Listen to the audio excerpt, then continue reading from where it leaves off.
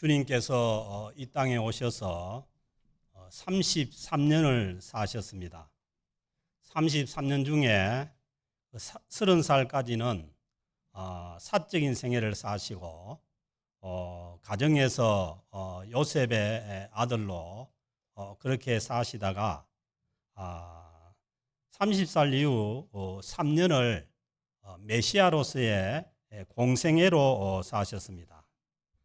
그래서 복음서는 마태, 마가, 누가, 요한 이 사복음서는 예수 그리스도의 3년간의 공생애에 대해서 기록을 하고 있는데, 예수님의 공생애 중에서도 주님께서 예루살렘 성에 들어가셔서 십자가를 지시고 돌아가셨다가 3일 만에 부활하신 이 한 주간, 주님의 마지막 한 주간의 삶을 복음서에 많은 장을 할애해서 기록하고 있습니다. 그래서 복음서의 3분의 1은 이 주님의 마지막 한 주간의 그 사건 기사입니다. 주님께서 십자가를 지시고 고난을 받으시고 돌아가셨다가 무덤에서 부활하신 그 기사를 다루고 있습니다. 그렇게 보면은 예수님의 생애 중에서도 이 마지막 예수님께서 십자가에 죽으시기 전 이 한 주간의 생애가 가장 중요한 생애였다는 것을 우리가 알 수가 있습니다. 주님의 생애가 다 중요한 생애지만은 이 기독교 복음의 핵심인 예수 그리스도의 십자가의 죽음과 그리고 부활의 사건이 이 기간 동안에 이루어진 것을 보면은 우리의 이 신앙은 분명히 주님의 십자가와 부활의 기초를 두고 있어야 합니다. 그래서 교회에서는 이 주님께서 십자가에 고난 받으시고 돌아가신 이 한 주간을 고난 주간으로 지킵니다.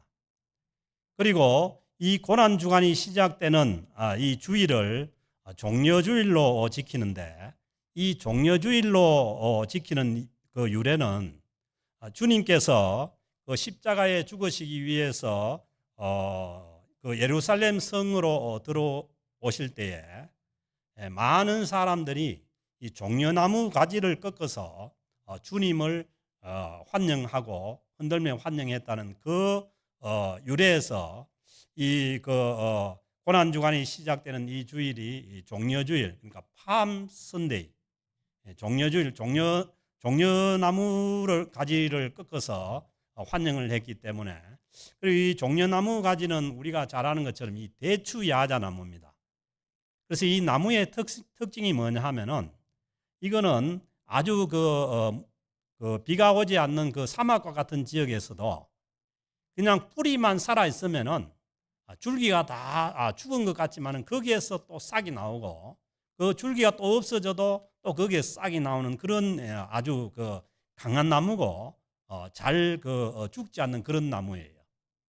그래서 그 나무 가지를 꺾어서 주님을 환영을 했다는 거죠. 주님께서 메시아로서 공생애를 시작하시면서 하신 말씀이 뭐냐면은, 회개하라, 천국이 가까웠다, 하나님의 나라가 가까이 왔다는 거예요. 그래서 주님께서 오셔서 계속해서 주님의 생애 가운데 하나님의 나라를 선포하셨습니다. 그래서 주님께서 우리에게 가져다 주기를 원하시는 것이 이 주님께서 하늘로부터 가져오신 이 하나님의 나라입니다. 그래서 주님께서는 그 하나님의 나라를 전파하시고, 그리고 어떻게 보면은 이 하나님의 나라의 문을 열기 위해서 지금 이제 그 마지막 한 주간을 앞두고 예루살렘 성으로 이제 올라가십니다. 주님께서 이 예루살렘에 오면은 주로 머무는 곳이 누구 집에 머무냐 하면은 그 죽었다가 무덤에서 나흘 만에 일으킨 나사로의 집에 가가지고 머물게 됩니다. 거기에는 또 마르다도 있고 마리아도 있고, 그 집에서 이제 머물다가 이제 안식일이 지나고 난 다음에 이제 안식 후 첫날, 그러니까 지금의 주일날이죠. 그 주일날 이제 예루살렘 성으로 이제 들어가기 위해서 출발을 해서 가다가 오늘 1절에 나와 있는 이 벳박에라는 이 감난산 가까이에 있는 벳박에라는 그 마을에 이르게 됩니다. 그래서 이 벳박이라는 마을은 주님께서 안식일을 보내신 베다니 나사로의 집에서 이 예루살렘 성으로 동쪽에서 서쪽으로 이제 향해 가다가 중간에 있는 그 마을입니다. 근데 그 마을에 이르렀을 때에 주님께서 1절에 보면은 그들이 예루살렘 가까이 가서 감난산 벳박에 이르렀을 때에 예수님께서 두 제자를 보내시면서 이르시되 너희는 맞은편 마을로 가라. 이 마을이 이제 어떤 그 마을인지 이름은 안 나오지만은 맞은편 마을로 가서 거기에 가서 매여 있는 나귀와 나귀 새끼가 함께 있는 것을 보리니, 거기에 가면은 엄마 나귀가 있고 또 새끼 나귀가 그 옆에 있다는 거예요. 그래서 그것을 풀어서 내게로 끌고 오라. 그렇게 주님께서 말씀을 하십니다. 그래서 이게 이제 주님께서 갑자기 어떻게 보면은 이게 남의 재산이잖아요. 그런데 이제 그렇게 하신 것은 주님이 사전에 이게 약속이 되어 있었는지, 아니면은 이 나귀 주인이 예수님의 이 그 소식을 듣고 나귀를 내놓을 그 마음의 준비가 되어 있었는지, 아니면은 그 순간에 주님께서 역사하셔서 그 나귀를 풀어줄 그 마음이 있었는지, 그거는 이제 모르지만은 아무튼 그 나귀를 내놓게 되는 거예요. 그러면서 3절에 보면 만일 누가 무슨 말을 하거든, 그래서 이제 거기에 대해서 왜 나귀를 풀어서 가느냐, 아니면은 그걸 거부하거나 그런 말을 하면은 주님께서 주가 서시겠다 하라. 그래서 이 말씀을 보면은 그 나귀 집 주인이 이미 주님을 알고 있었지 않느냐, 그렇게 생각이 됩니다. 그러면은 그렇게 말하면은 즉시 보내준다는 거예요. 엄마 나귀와 그 새끼 나귀를 보내신다는 거죠.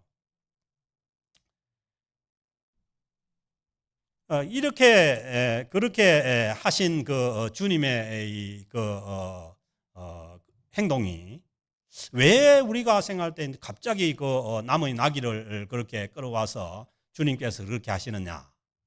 그것은 오늘 그 4절에 있는 말씀대로 하나님께서 이미 구약 성경에 예언해 주신 그 메시아에 대한 그 하나님의 말씀을 이루기 위해서 하셨다는 거예요.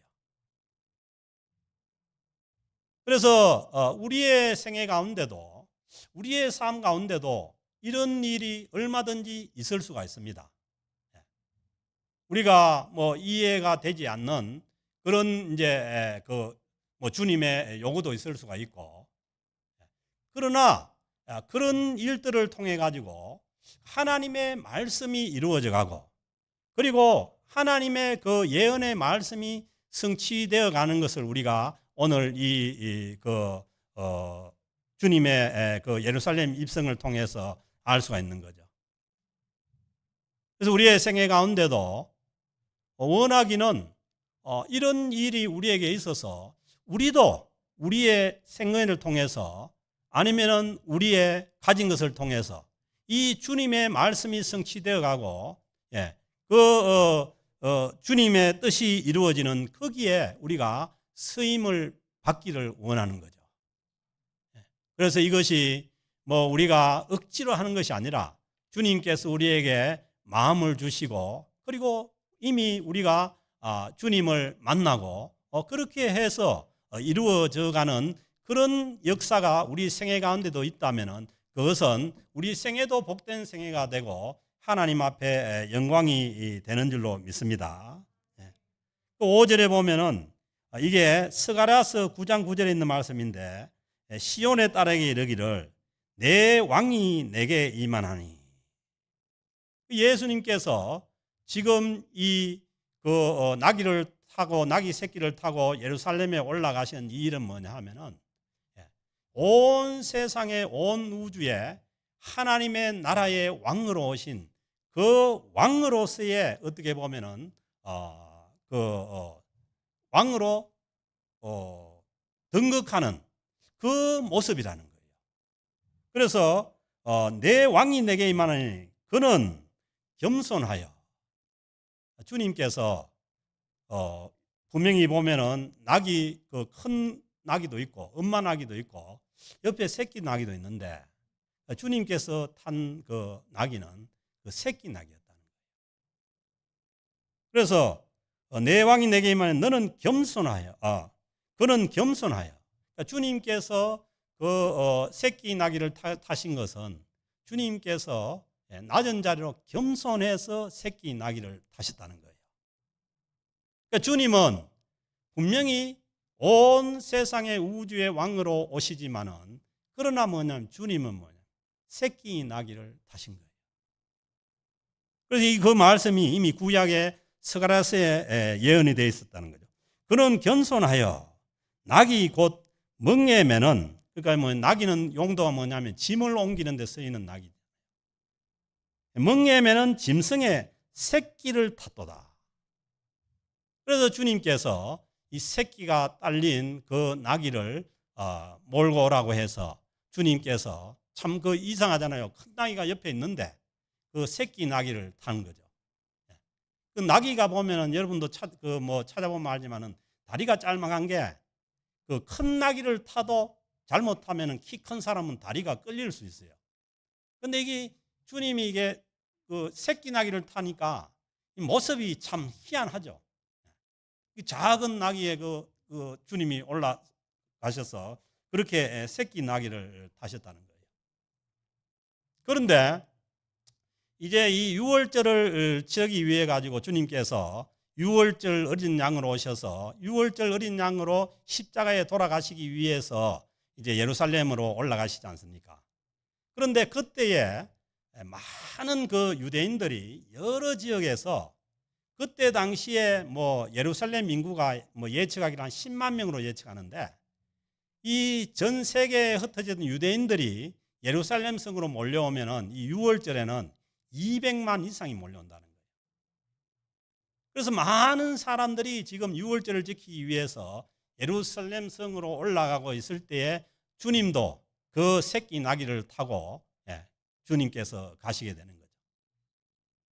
그런데 한편에서는 주님은 지금 갈릴리에서 내려오셔서 그 여리고에서 서쪽에서 동쪽에서 서쪽으로 향해서 그렇게 들어가지만은 한편으로는 너무 많은 유대인들이 몰려와서 혹시나 그 뭐 밀란이나 난리가 날까 싶어서 지금의 텔아비브, 그러니까 그때 가이사랴 지역에 있던 그 빌라도를 비롯해서 그 로마 군병들은 큰 백마를 타고 지금 뭐냐 하면은 그 서쪽 바닷가에서 이 동쪽으로 예루살렘 성으로 올라오고 있는 거죠.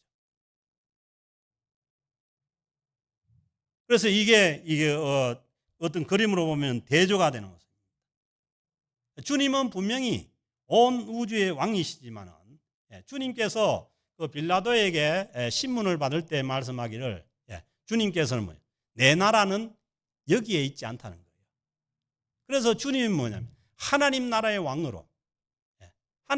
왕으로 이 땅에 오셨다는 겁니다.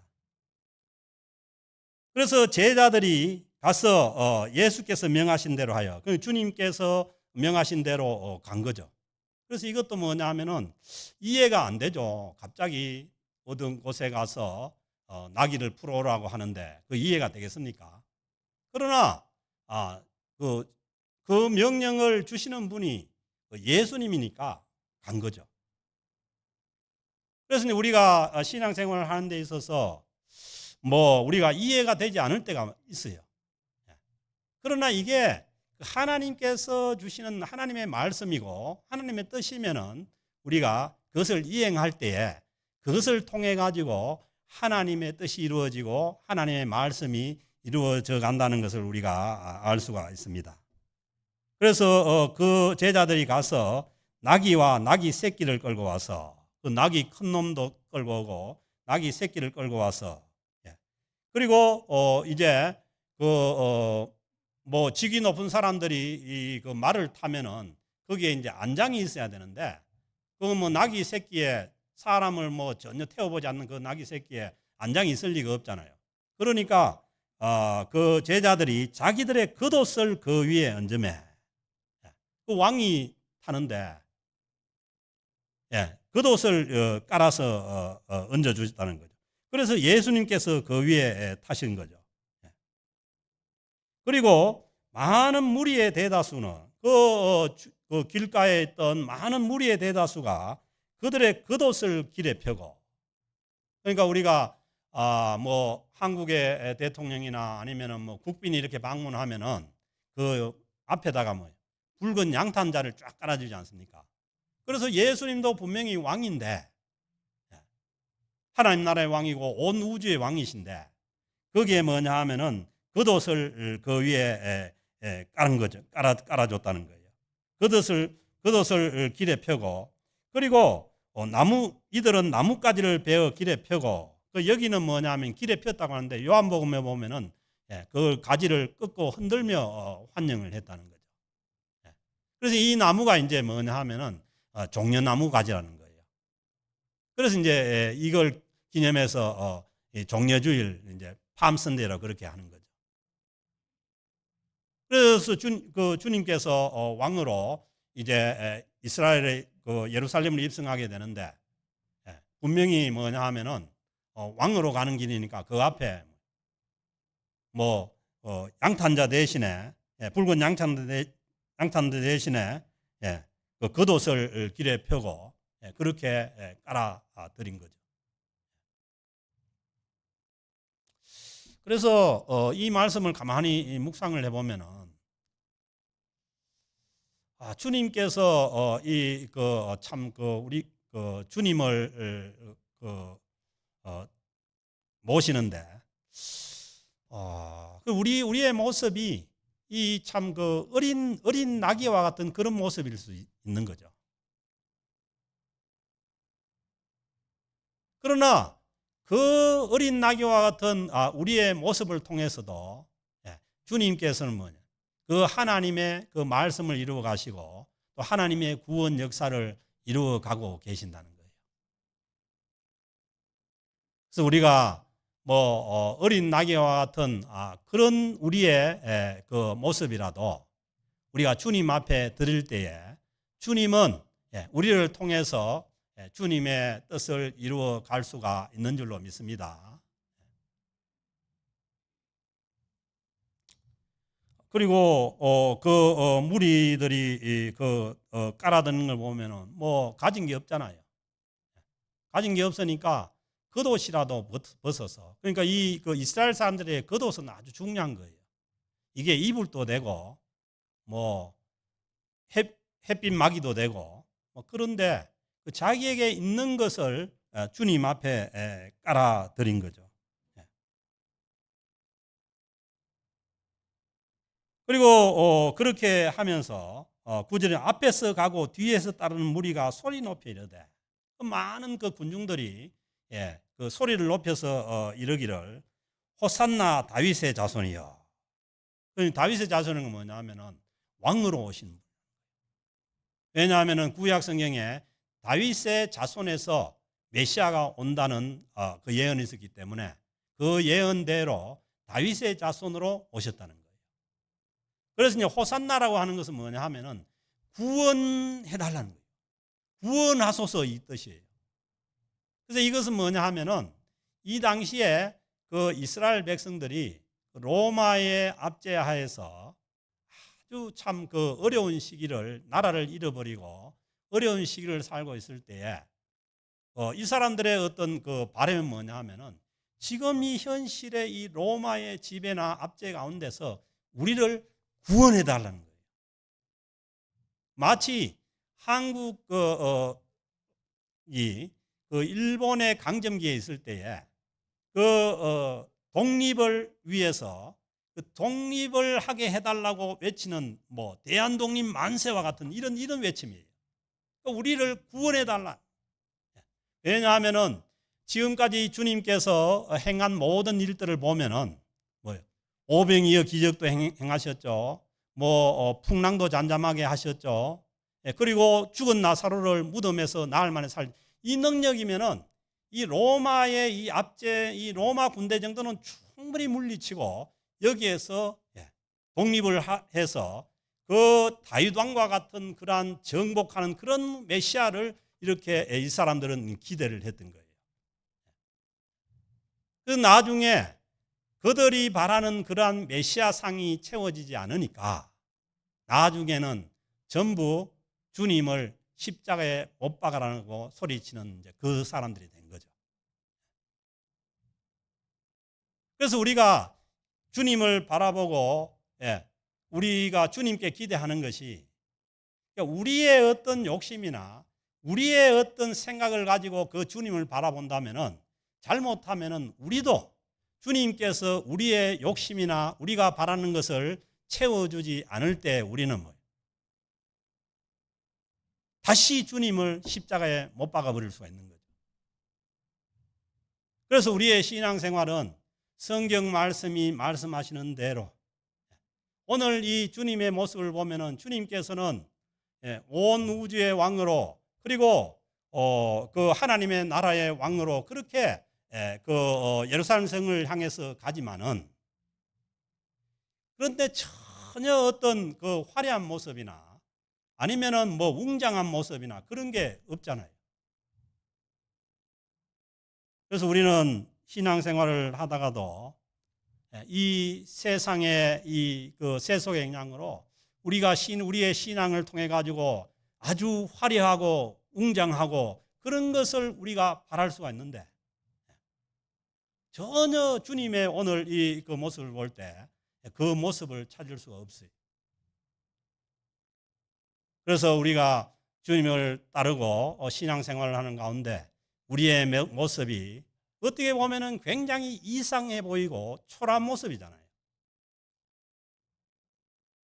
우리도 주님을 따른다고 하지만은 우리의 모습이 이 장면과 같이 때로는 초라하기도 하고 내가 나를 봐서도 너무 참 보기에 어려울 수도 있고 그렇지만은 그러나 우리가 주님의 말씀을 따라 주님의 약속을 따라갈 때에 그런 우리의 연약한 모습을 통해서도 주님께서 주님의 뜻을 이루어 가신다는 그 믿음이 있어야 되는 줄로 믿습니다. 만약에 주님께서 아주 거대하고 어떤 힘 있고 화려한 것을 주님 추구한다면은 주님께서 만왕의 주인이시고 온 세상의 주인이신데 세상에 얼마든지 있죠. 지금도 그런 사람도 있고 재벌도 있고 그러면 되는 거예요. 그런데 주님께서 이 땅에 오셔서 주님께서 우리에게 보이는 모습은 겸손하게 그 나귀 새끼를 타고 가는 그 왕의 모습으로 분명히 주님은 왕이지만은 온 우주의 왕이시지만은 그 겸손한 모습으로 우리에게 오셨다는 겁니다. 주의 이름으로 오시는 이여 가장 높은 곳에서 호산나 하더라. 주님께 영광을 돌리죠.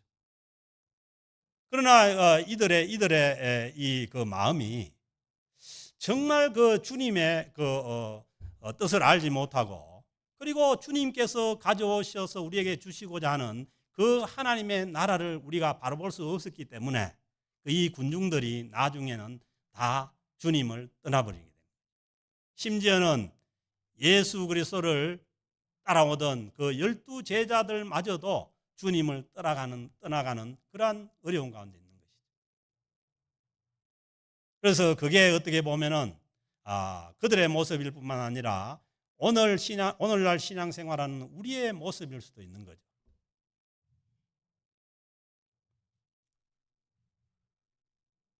그래서 주님께서 그 예루살렘 성에 이제 들어가시니까 온 성이 소동하여 이르되, 왜냐하면은 주님께서 과거에 그 주님께서 행한 그런 행적을 보면은 얼마든지 지금 뭐냐 하면은 이 그 예루살렘 성이 밀란이 일어나고, 그리고 로마를 향해서 방지를 들고 어떻게 보면은 그 독립을 쟁취할 수 있는 그런 이제 상황이 되니까 온 성이 이제 소동이 난리가 난 거죠. 그래서 얼마나 빌라도의 로마의 군대가 얼마나 긴장을 했겠어요. 수많은 사람들이 지금 몰려서 그렇게 하니까. 그런데 그 사람들은 도대체 이 사람이 누구냐는 거예요.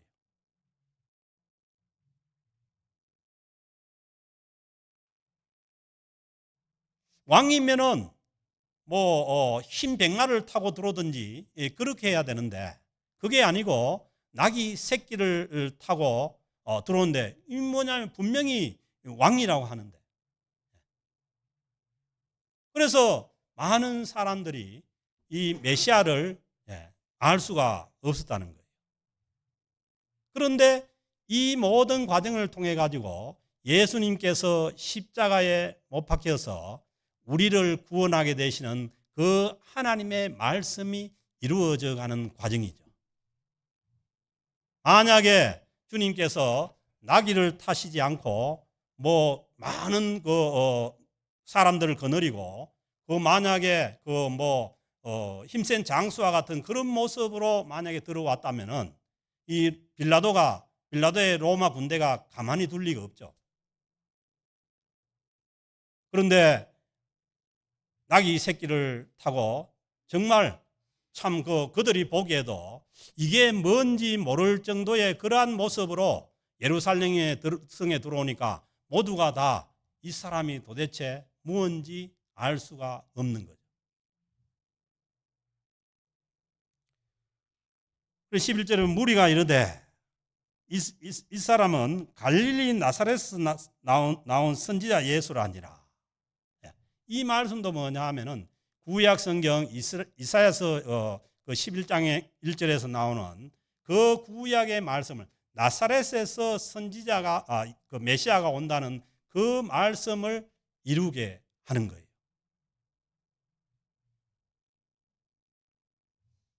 그래서 오늘 이 말씀을 통해서 우리가 보기에는 이해가 되지 않고 또 우리가 받아들이기가 어려운 그러한 모든 상황들을 통해서, 그러나 그 상황들을 통해서 하나님의 말씀대로 주님께서 이 땅에 오셔서 우리를 대신해서 십자가에 죽으시고 부활하셔서 우리를 구원하시는 그 구원의 역사가 이루어져 가는 것을 볼 수가 있습니다. 그래서 오늘 이번 한 주간 동안 이제 새벽 기도에서 우리가 계속해서 이 주님께서 우리를 위해서 이루시는 그 주님의 생애의 마지막 한 주간의 그 모든 일들을 우리가 살피고 따라가면서 주님께서 우리를 구원하시기 위해서 행하신 그 마지막 한 주간의 모든 일들을 깊이 우리가 묵상하고, 다시 한 번 더 주님께서 우리를 구원하시기 위해서 행하신 그 일들을 통해서 우리가 다시 주님을 새롭게 만나는 우리 고난 주간 한 주간이 될 수 있기를 주의 이름으로 축복합니다.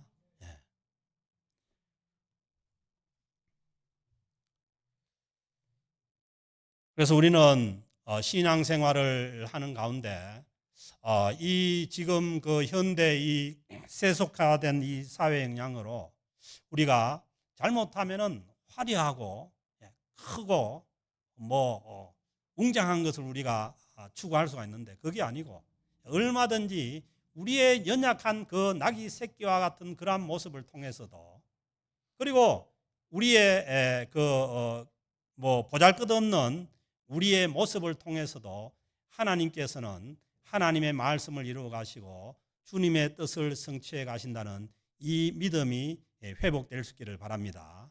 그리고 우리 공동체를 통해서도 하나님께서 우리가 보기에도 연약한 그러한 모습들이지만은, 그러나 이 연약한 우리의 공동체를 통해서도 주님의 말씀이 이루어지고 주님의 뜻이 이루어져 가는 것을 우리가 믿음으로 우리가 받아들여서 우리의 모습과 우리의 공동체를 통해서 주의 뜻이 이루어지는 우리 캘거리 영락교회가 될 수 있기를 주의 이름으로 축복합니다. 하나님 아버지 감사합니다.